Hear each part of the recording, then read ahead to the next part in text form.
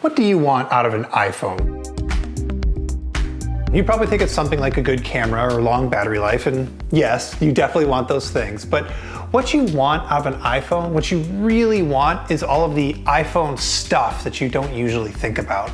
You want the thing that works with iMessage, that's going to be reliable for several years, that has access to all of the best apps, and that's easy and simple to use. And this iPhone, the brand new iPhone SE, does all of those things for only $399 for the base 64 gig model.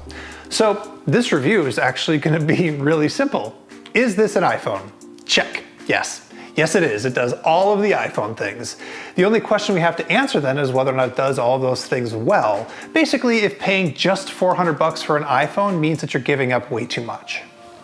So if you've seen an iPhone 8, or an iPhone 7, or an iPhone 6S, or an iPhone 6, you get the basic shape and feel of the new iPhone SE. It has a 4.7-inch LCD display with True Tone to make the colors change depending on the light, and it's a really good display. It also has these huge bezels on the top and the bottom, and there is a classic home button on the bottom with a fingerprint sensor. It's compatible with iPhone 8 cases. It's IP67 waterproof, which is not the best, but it's pretty good. Overall, this thing is just really solid and it's really familiar, from the glass back to the fingerprint sensor to the whole package. And I gotta say, dear home button, I missed you.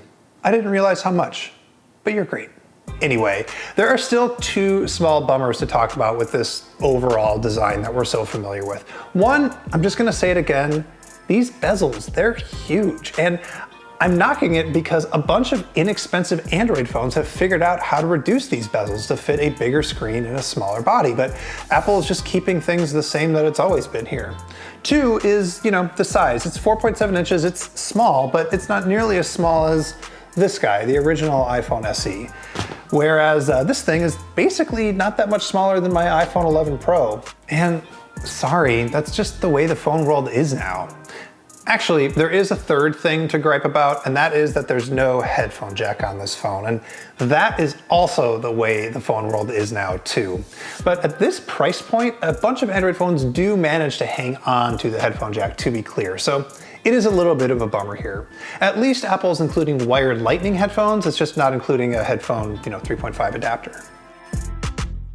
Now, the reason this phone is really impressive is that inside it has the exact same processor as the iPhone 11 Pro. It's the A13 Bionic, and that means this phone is really fast, sure, but the real reason it matters is that it means this phone is sure to get OS updates for many years to come. Now, there may be other Android phones that cost the same $399, but it's not really about that cost. It's about how often you have to spend it. And with this iPhone, you're not gonna have to spend it for a very long time. I was hoping that that modern processor would mean that battery life would be about as good as on the iPhone 11 Pro, but it's not quite. It's still very good, don't get me wrong. I'm getting through a whole day and it's somewhere in the neighborhood of 4 to 5 hours of screen time. It's just not stellar. I am glad it has wireless charging though, which makes the average-ish battery life a little bit easier to deal with.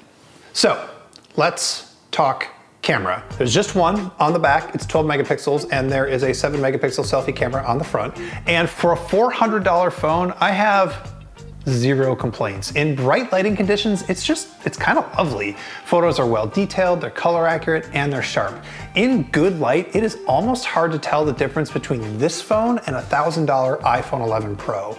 It does some other stuff with new portrait effects and so on because it has that A13 Bionic chip, but it's still a little hit and miss with portrait mode because, you lose something when you save this much money. So, for example, low light it's not great. There's no night mode for one thing, and for another, when it's really dim light, I feel like the software just kind of panics and overcorrects and introduces a bunch of artifacts that didn't need to be there. If you're coming from like an OG iPhone SE or an iPhone 6 or even an iPhone 7, you're still gonna see a huge improvement. And I know that the Pixel 3a and the upcoming Pixel 4a are probably gonna be able to beat this thing in low light, but they will not beat it at video, where the iPhone SE completely punches above its weight class. So look, if you took away my iPhone 11 Pro, or because I'm a nerd, I also have a Galaxy S20, and you told me I couldn't have my multiple camera systems or my fancy face unlock or in-screen fingerprint sensor and the big bezel-less OLED screens, and instead I had to use this iPhone SE, I'd be sad. I'd miss those things, but Not as much as you might think, because other than low light photography, I am able to do all the same things that I do on those $1,000 phones on this $400 phone. Now, if I were buying the SE, I would probably spend the extra 50 bucks to get 128 gigs of storage instead of 64. I think it's a good upgrade if you want this phone to last 3 or 4 or maybe even 5 years. And that time span is why the iPhone SE is a big deal. No other phone for less than $500 can, promise that it's going to be this good or that it's going to last that long. And beyond that, the iPhone SE, it isn't just a good deal, it's a really good phone.